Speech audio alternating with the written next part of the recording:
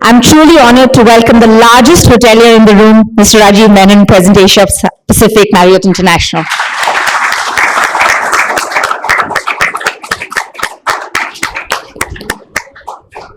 Sharing lessons from Asia Pacific with him this morning is our very own Professor Cheki. I called him Amitabh Bachchan the last time. I think Shah Rukh Khan's missing, so maybe I'll call you Rat. Renowned scholar and thought leader on marketing and branding in the hospitality, travel, and tourism industries. Over to you, sir. Thank you, Dishka. Welcome. Thank you so much. Nice to see you. Please. Well, on behalf of the organizing committee, the participants, I want to welcome Raj to the stage. We have a little time and a lot of topics to discover, so we'll just jump right in. So you're here for three reasons. One is, of course, when I spoke to the committee, they said the guy to get on stage for this program is Raj Menon. So here you are. You're here because of Tony Capuano. Tony, as you might know, is the CEO of Marriott, one of our distinguished alumni of Cornell's Hotel School.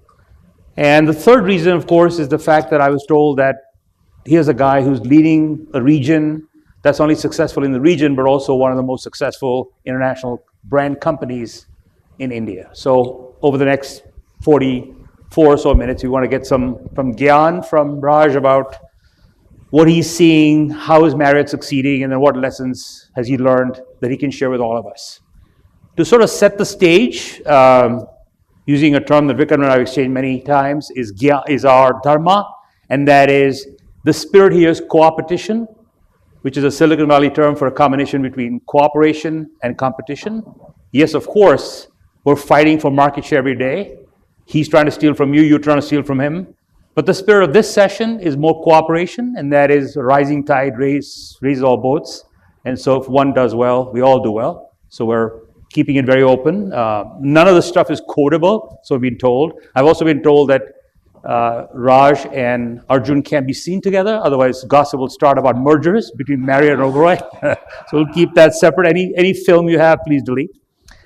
So let's get started. I want to start with all the people in the room have read your bio, so we won't spend any time on that. I have one personal question, one professional question, and we'll jump into the actual discussion of what we want to learn from Raj. So in a personal question, pivot points.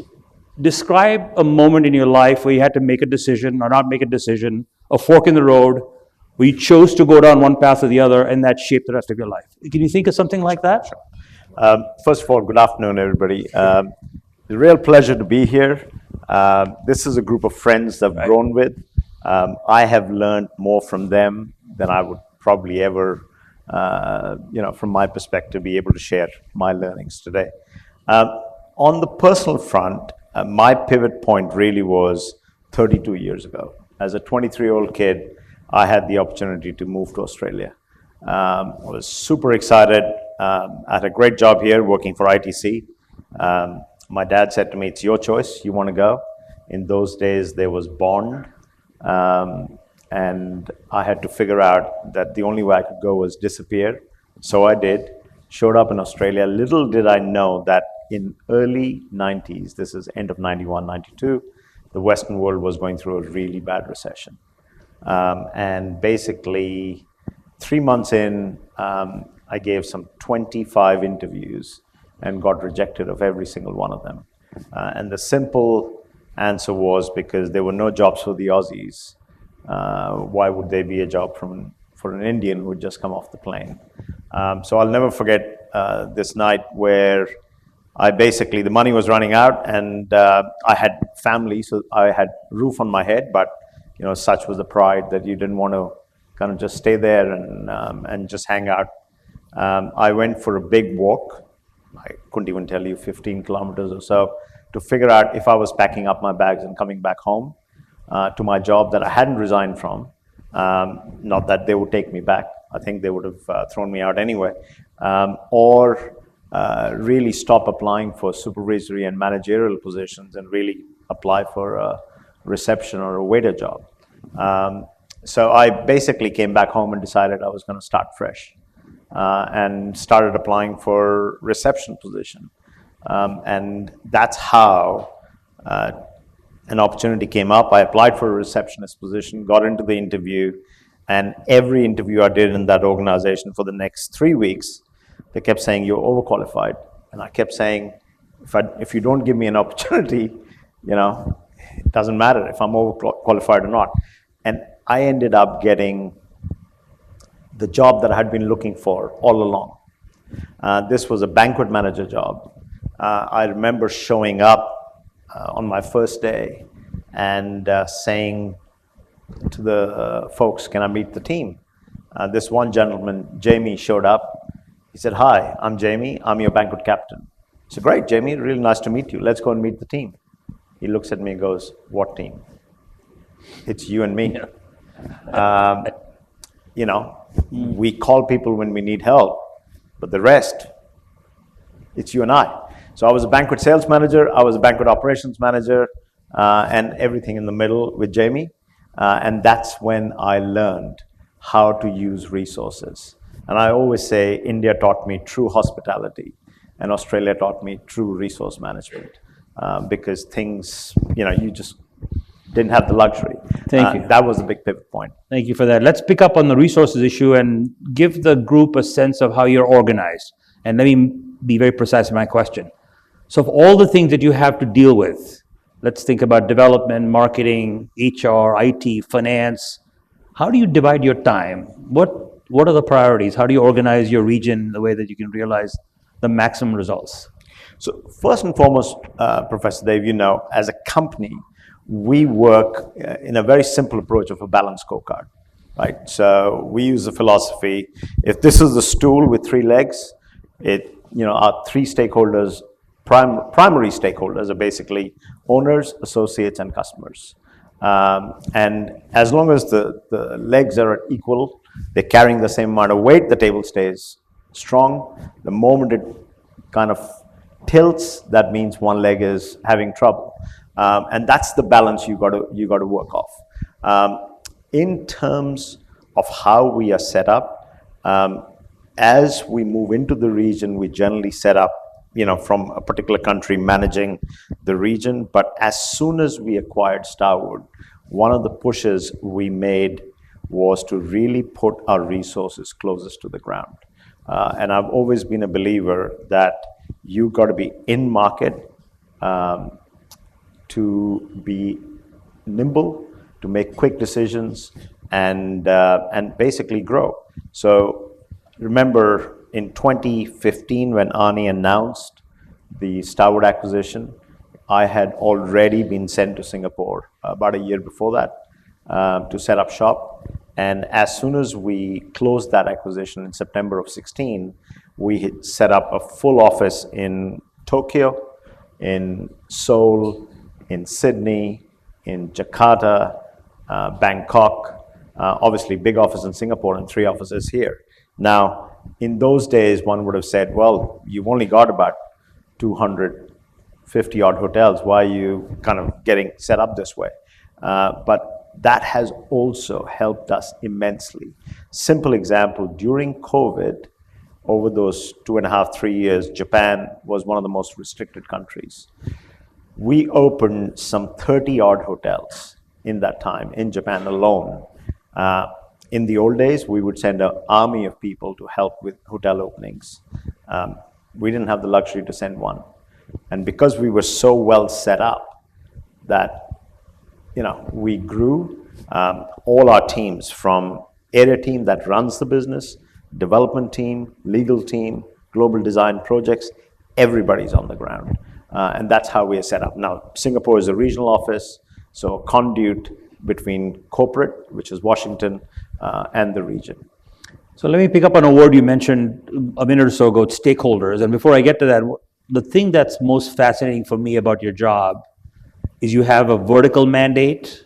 You're the conduit from the HQ to the region, and you're the conduit from the region to the HQ, and then you have a horizontal mandate. Is how do you balance the interests of your primary stakeholders you mentioned, the owners, the guests, the associates, and then suppliers, intermediaries, communities, governments.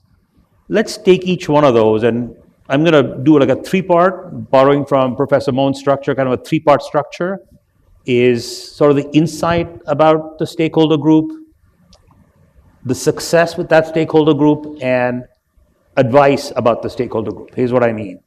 So let's start with owners. So in talking to owners, they tell me that they're getting smarter, more educated, more aware of our business, hiring asset managers. Hotel operators create these terms, occupancy rate, RevPAR, sort of a smoke screen to hide what they're really doing. We want to go below the GOP line. We want to talk about NOI. We want to talk about revenue per square foot, profit per square foot. What are you seeing about owners? How are owners different today? How does a Marriott achieve success? How do you achieve the hearts, minds, and wallets of these owners? And what advice would you have for people in the room about dealing with owners today as opposed to a few years ago? Where is that group?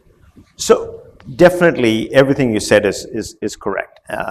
There's a level of maturity coming across even here in Asia Pacific. But still, one thing we need to keep in mind is that owners in Asia are primarily driven by having the asset that's also many times face for them in the community.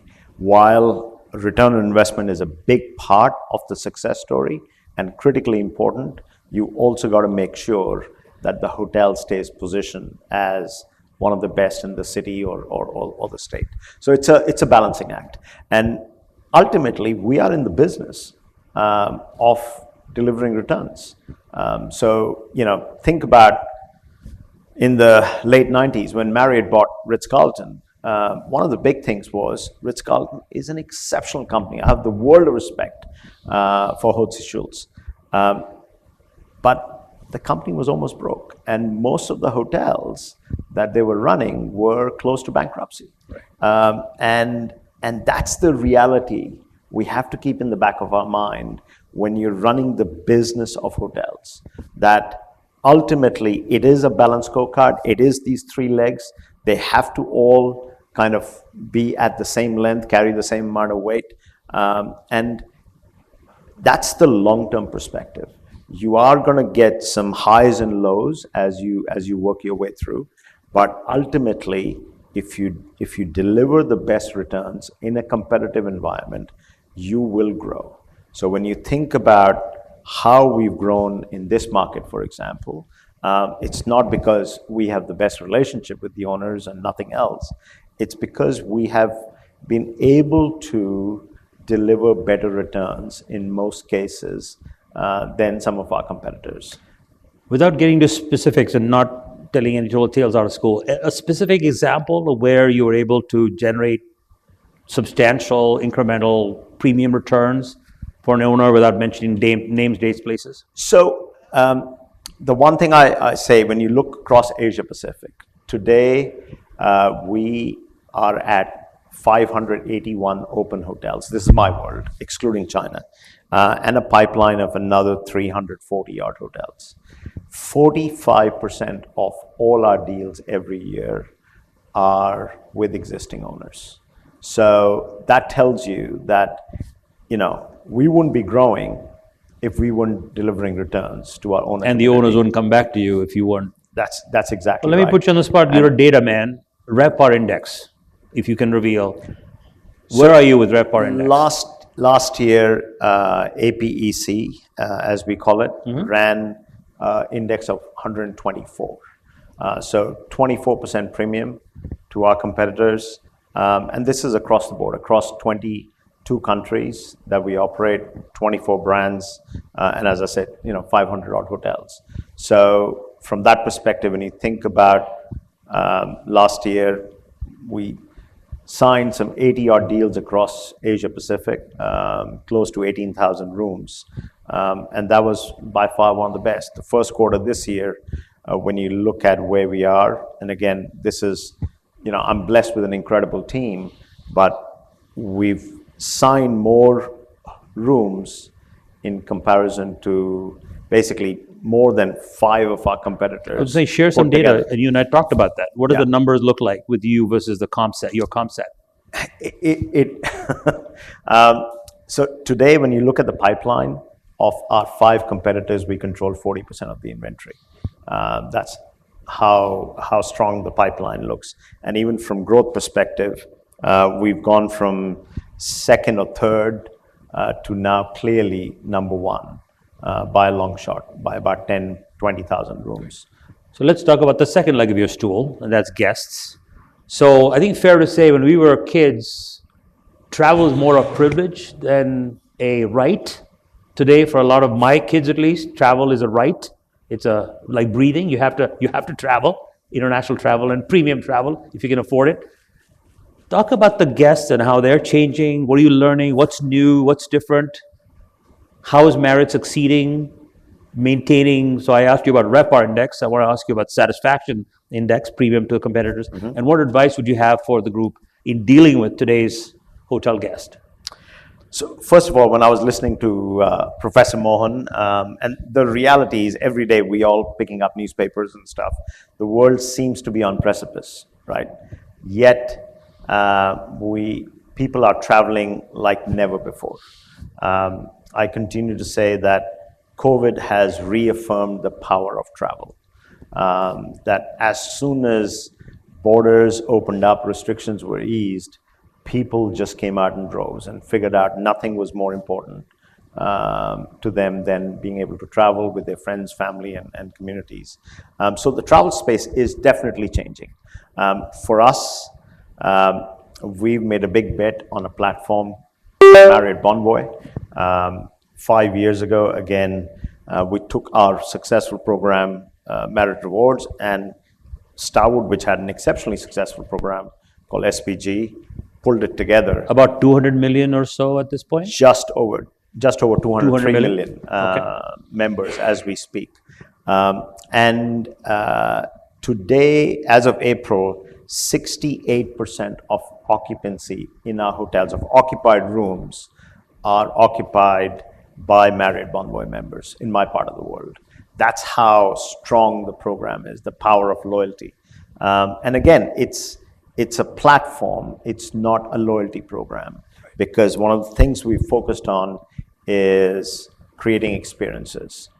Something we learned from Starwood. Starwood did an exceptional job in creating these experiences. And today, when you think about Grand Prix, Australian Open tennis, our members are experiencing money can't buy events, right? Simple thing as walking through the back of the house in Australian Open, where the players only have access to. In partnership with Mercedes, spending time with Hamilton or Toto Wolff. Miami, yes. And folks are bidding a serious number of points for that. So it's not just about redemption. When you think about Taylor Swift, who's a phenomena today, we've been, part of that Eras tour all across, and we saw it in Singapore. The desire for people all around Asia Pacific to come and spend money and be part of the show was just incredible. So a couple of quick follow-ups. One of the things that I teach my students at Cornell is that the locus of control in our business is shifting from you, the producer, to me, the consumer. I'm in charge. I'm writing reviews. How do you take cognizance of that change in locus of control with your managers, your owners, being responsive to reviews? How does that game get played where you win? So ultimately, we have to go back to basics. And this is something COVID reminded us. It really shook up our world. And coming out of COVID, when we were really tight on labor, because many of our folks had left the industry, we were starting to ramp up. Business was super strong. We were barely able to cope. In markets, there were certain markets where we were putting occupancy caps just to keep up with the demand. One of the biggest things for me at that point in time was doubling down on training. And there is no better training ground than Oberoi, right? I've learned as an outsider what an exceptional job Oberoi does. So it is about focusing on the basics. And if you deliver against those, you will see at the end of the day, what's measurable is achievable in simple terms. So in our balanced scorecard approach, we set ourselves aggressive goals, as much on return on investment, as much as on guest satisfaction. And what we've seen that coming out of COVID, we were getting beaten up by our customers because we were just barely able to cope. Last year, we were up 3 full points in comparison to 19. This year, we are up another 3.5 points in comparison to last year. Points of? Guest satisfaction Session, scores. okay. So when you look at internal data, when we look at our elite customer, Marriott Bonvoy customer satisfaction levels, when we look at TripAdvisor scores, when we put all of the measurement together, as long as we are seeing growth, including NPS, Net Promoter Scores. So internally, we would measure what our ambassador member scores look like, what our titanium member scores look like. And we've seen a massive swing of some 30 points upwards. And again, it's that balancing act. So one measure is growth year on year. The other measure is scores vis-a-vis comp set. Yes. Tell me, in the region, how are you doing versus your other competitors in terms of satisfaction? And are you indexing 100 above or below? So in terms of satisfaction, I dare say we don't get that much of data from our competitors per se. But what we do see is everything on the social channels. We also see through NPS that I just said. And in both cases, we are well above our 100, our fair share. So from that perspective, we feel comfortable. Now, this is one space that, to me, success is never final. You have to keep pushing, and we expect, again, different tiers at our luxury level. For example, we use LQA, which is an audit process, which is, again, I'd say Oberoi. Leading quality assurance? That's correct. Okay. So all our major competitors in the luxury space, Four Seasons, Rosewood, most of the folks would use it. That gives us pretty good data in terms of where we stand versus our competitors. And again, we've seen quite a good lift over the last couple of years. But we also know we've got some more work to do in that space. So there's many different ways to measure it. Before moving on to the next stakeholder, one maybe concrete example. So if you think back to the last 6 months, a year, think back to all the feedback you got on social media, how you're able to improve your scores. Can you give us 1 or 2 very tangible examples of things that you did that all of a sudden you went, wow, that really moved the needle? Was there something, an amenity, a service, a SOP? So very simple example, ambassadors, which is our most valuable members. They spend, on average, more than $30,000, $40,000 with us every year. For every ambassador customer that stays in our hotel gets a personalized card from me. Now, again, I can't physically sit and write these cards. We have a process that we follow, but as they check into the hotel, they get a card from me welcoming them back. Now, this is something we never had pre-COVID. This was, again, as part of that, success is never final. How do we continue to build up that? So let me ask you a Mr. Bicky question. Yes. How do we know that's working? How do you know it's having impact? Because I hear back from ambassadors. Okay. Because we see our ambassador scores up some 6 or 8 points, over the last year and a half. Because our associates are telling us. And it's incredible that every so often, even though I have a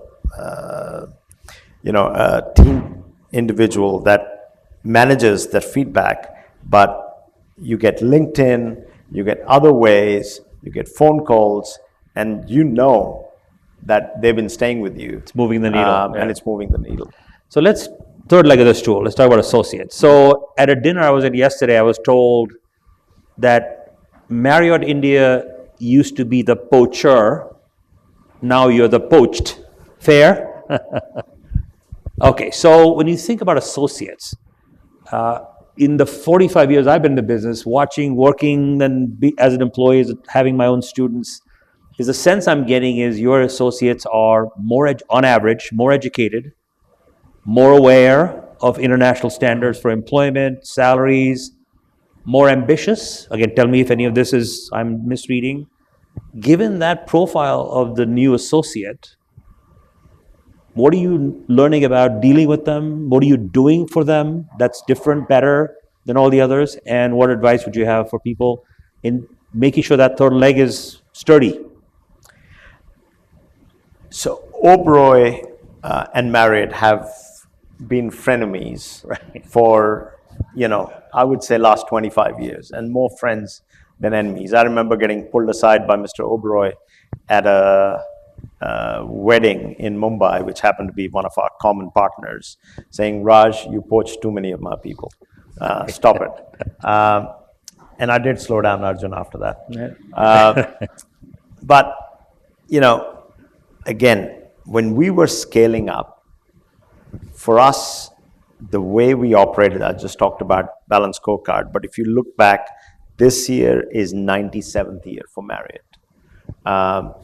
Core philosophy of the company has always been about taking great care of our people.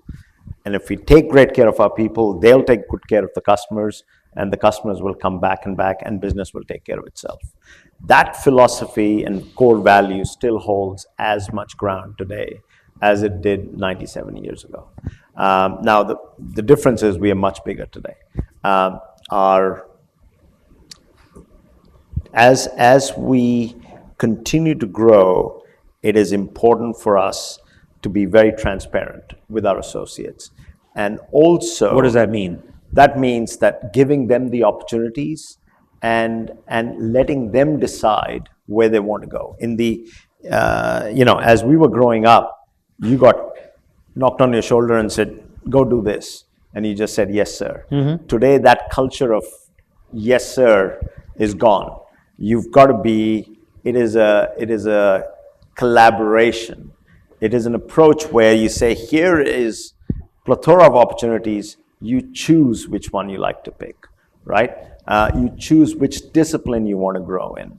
And what we're willing to do for you is go cross-discipline. We want to see you right at the top, but you write your own story, how you want to get there.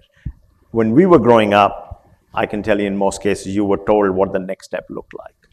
That has changed dramatically. The other piece that proved very successful for us in the early days that I came to India, to some extent, India had a little bit of a glass ceiling on Indian managers, getting up to general manager level or moving out of the country. One of the big important aspect of what we did as we pulled people from other businesses to create our own team was to give them global opportunities. So today, I can tell you, I can travel to any country around Asia Pacific or globally. I'll see a Marriott associate that started their career here in India, now running hotels almost in every part of the world. That's a huge deal. It is. It is a huge deal. I mean, there was one year where we sent over 1,000 associates out of India. And the one thing we were very clear about is, because people would come and say, can we join Marriott? And it's okay. We are open to going anywhere in the world. We used to say, no. You stay right here. You join here. Yeah. And once you are successful, once you're an integral part of our growth story, then we'll create that global opportunity for you. And that's been a success story from my point of view. So please finish. Yeah. So to us, associates are the most critical part of our success story, in simple terms, right? And it's about creating these global hoteliers. For me, as I've transitioned from one job to the other, it is about developing local talent. So when you think about in the early days of coming here, 2007, when I came back as an area vice president, I would say let me rephrase, at least 75 to 80% of our GMs and chefs and some cases directors of F&B were expats. Today, with 150 plus hotels, I'd say we probably have not more than 5 expats in the whole country. Now that, again, when you think about Indonesia, Thailand, Malaysia, all these other countries, that's where the push is. Developing local talent who are going to be the future of our company in these markets. Thank you. One key word that you brought up when talking about associates is transparency. So I want to push on that for maybe one more minute. And that is, with maybe a provocative question, can every employee of a hotel on a daily basis have access to the flash report? And will you share your P&L with all levels of your organization? If yes, why? If not, why not? We do. Okay. We absolutely do. Now, is it done every day in hotels? It's done every month.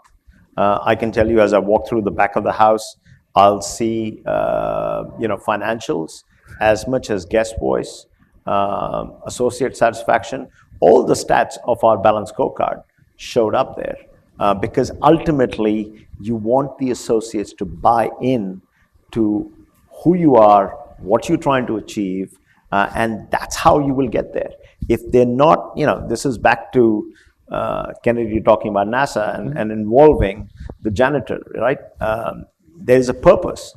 And as long as they are all aligned on the purpose, you see that you will kick any goal whatsoever. I'll never forget, as we opened Renaissance Mumbai, that was my first hotel as part of Marriott here, 2001.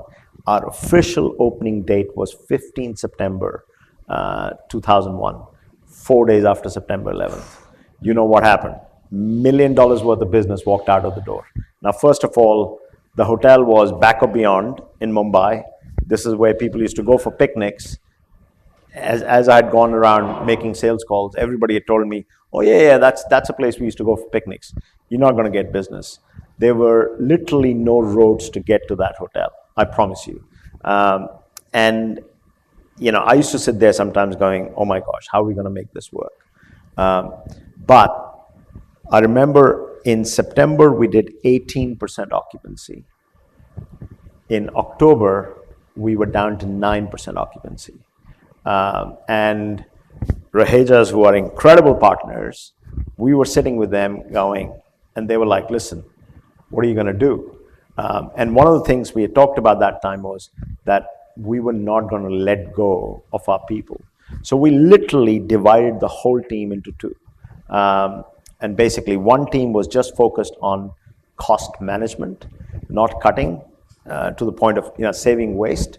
The second team, which included chefs, housekeepers, and others, were revenue focused. Now, I remember young commies going out to the local communities and offices with little, cupcakes and muffins and other stuff, saying, we've just opened this new hotel, come and try it. By November, we had hit 24% occupancy and we broke even. And to me, that was the power of when you get everybody together, there is nothing that you can't achieve. So as a wrap-up question, you may have covered most of it. Let me know if there's anything missing you'd like to add. And that is, so just like you're trying to be the brand of choice for your owners, you're trying to be the brand of choice for your guests, you're also trying to be the brand of choice for your employees. So in terms of acquisition, satisfaction, retention, and even advocacy, a couple of things you're doing that are making sure that you're getting the best and brightest to beat a path to your door versus anybody else's door? So first of all, foremost, as I just mentioned, creating global leaders, folks that today feel that they can join us, in a hotel that we just opened in Katra, and they could then eventually be running a company. Now, I can tell you, as a young boy, when I started my career, I had never dreamt of becoming president. All I wanted to be was general manager. Right.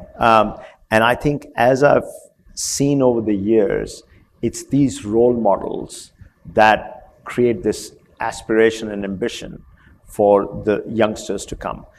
Second, real strong focus on developing talent beyond just the realms of what we teach in hotels per se. It's sending folks out doing EMBAs. I was given the opportunity to go to Harvard's business school. I won't hold that against you. Giving those kind of opportunities, which that will shape the career of many individuals beyond just that traditional hotel learning.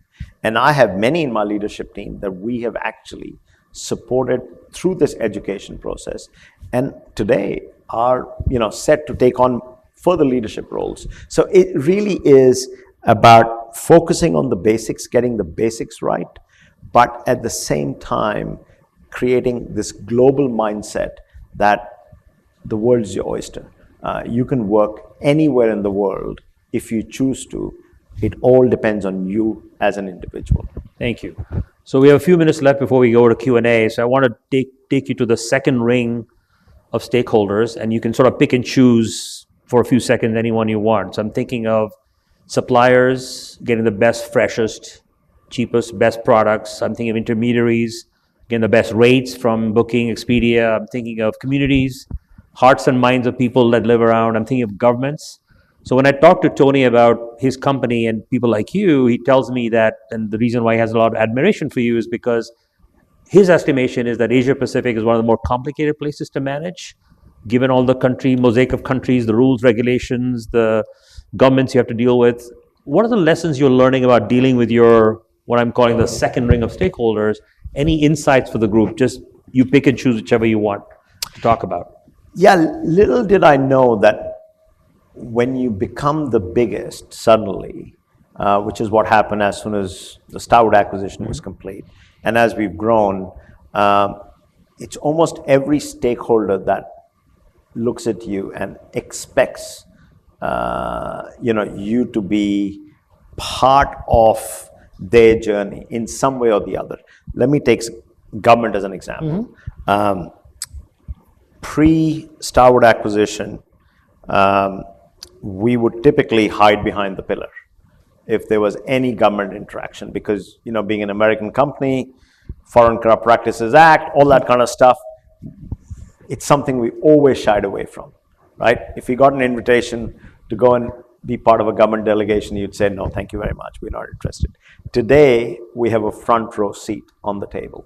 Now, we've had to navigate our way through this, but to me, it's very important if you're in Indonesia with 75 open hotels, or in Japan where we're going to open our 100th hotel this year, that you are as engaged on tourism policy as the next best competitor, or an OTA or Airbnb or so on and so forth.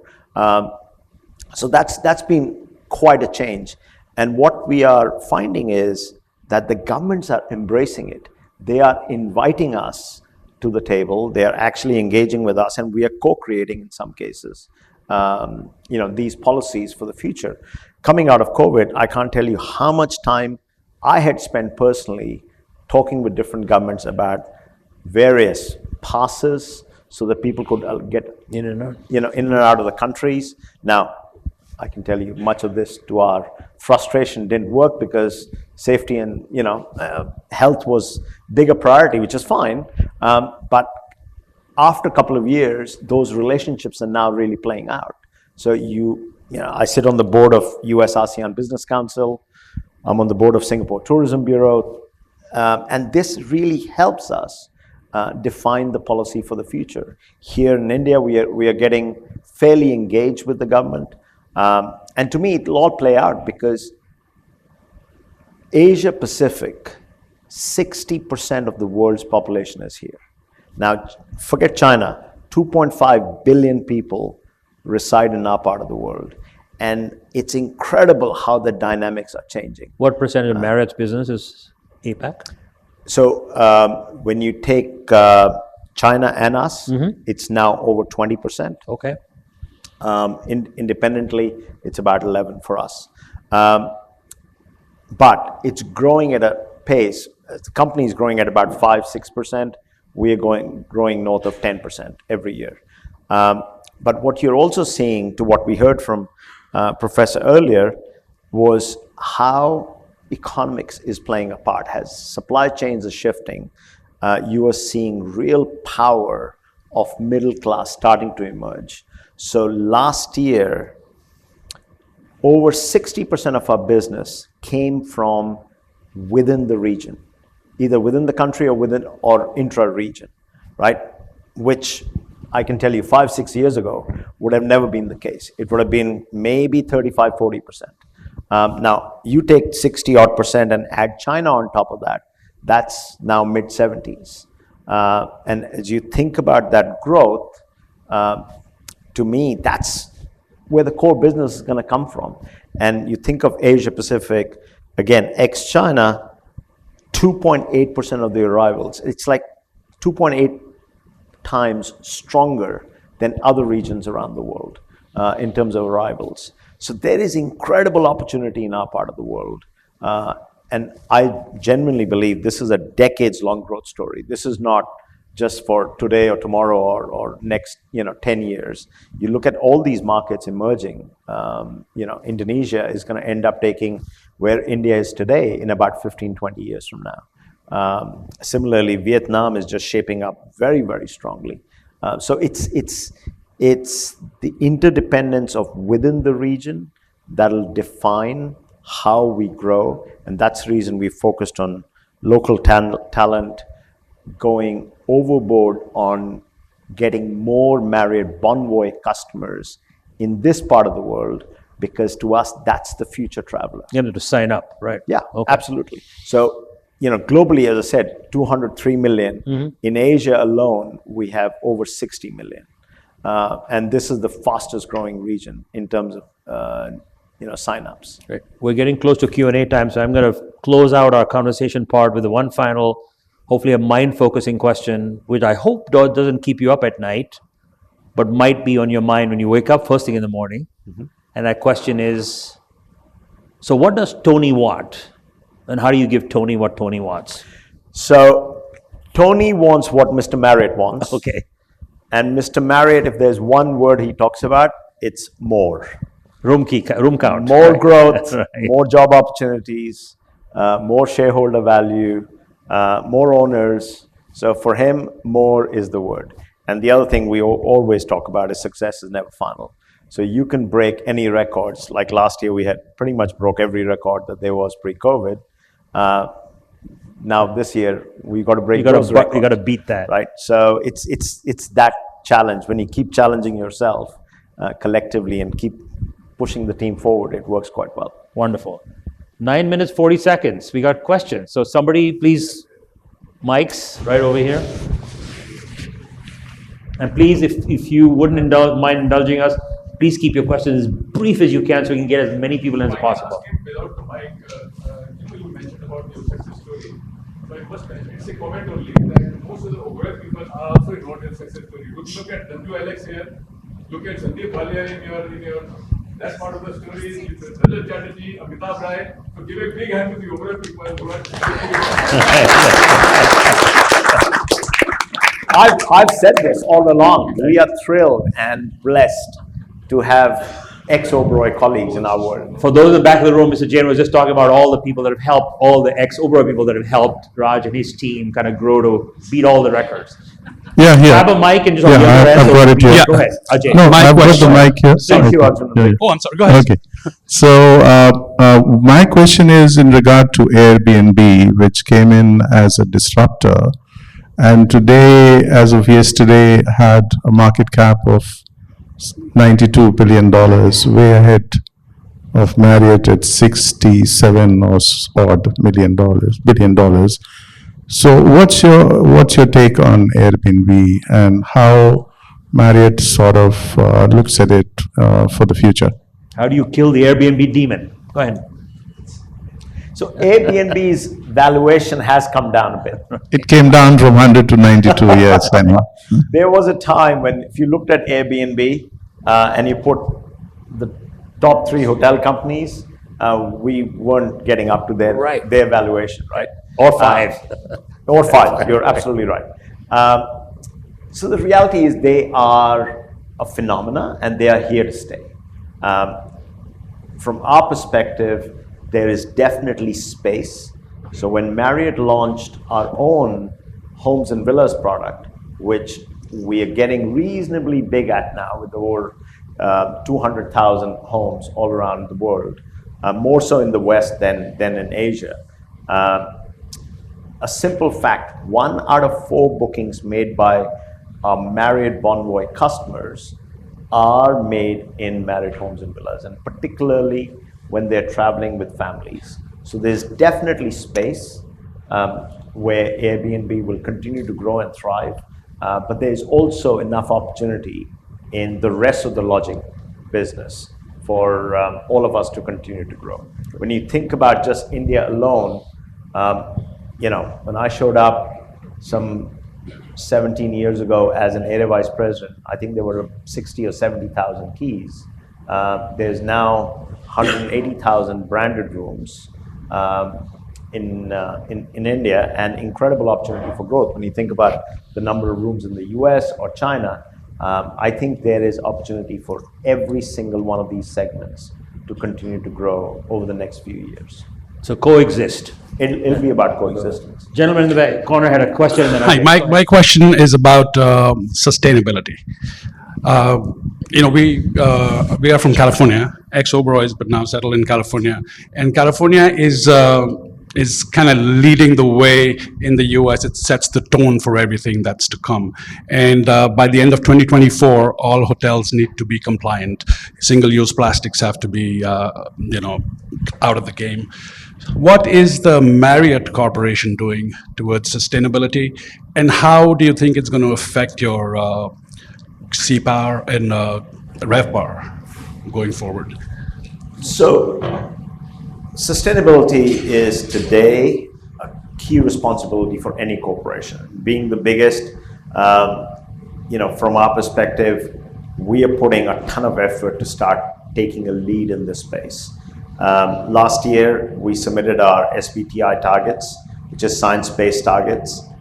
We just got approval about, 2 months ago now. And again, on that, we have our targets for 2030, as well as our targets for 2050 to get to net zero.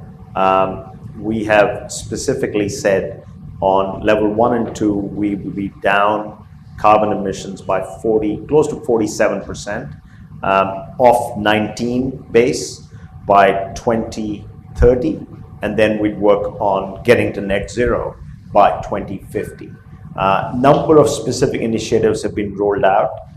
Now, one of the big things with sustainability, I don't know how much of this we all realize as an industry, 60% is going to depend on energy, right? And big part of that energy piece is getting the grid green and working with governments in that space.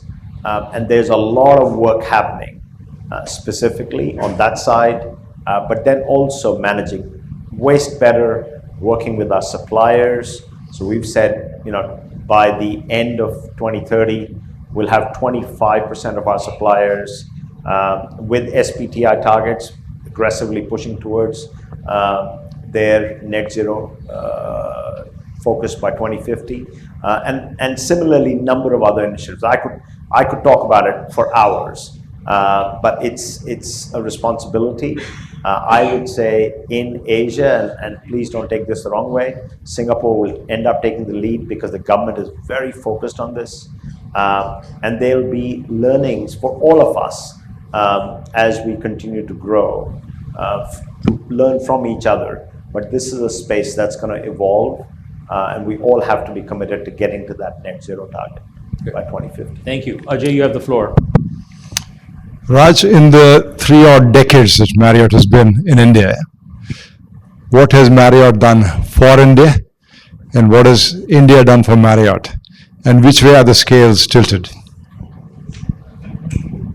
So I think what Marriott has done for India is created the global leadership. Today, when you think about Tony's leadership team, there are 3 Indian origin folks that sit on that leadership team.